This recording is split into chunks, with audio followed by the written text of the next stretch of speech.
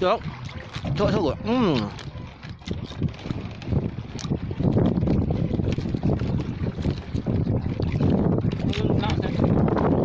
Dua hela.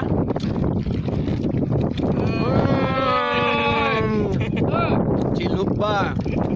Keren. Mantap. Besok kena silang serang. Kata-kata cukup Pak. Selamat mana Pak? 2 mahal Pak. Iya. Belum mahal kok.